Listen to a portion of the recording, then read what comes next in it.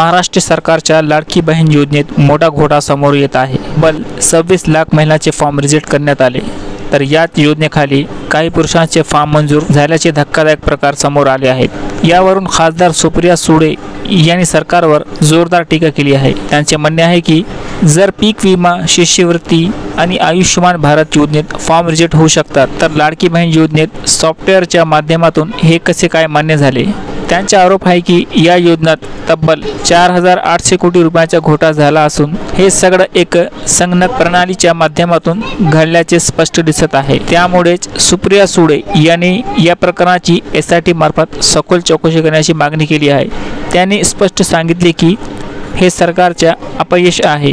आम्ही महिलांना टार्गेट करत नाही, पण न्याय मिळायलाच हवा। हा विषय फक्त एक योजना बिघडली असा नाही, तर तो महिलांच्या हक्काच्या आणि सरकारच्या पारदर्शकतेचा आहे।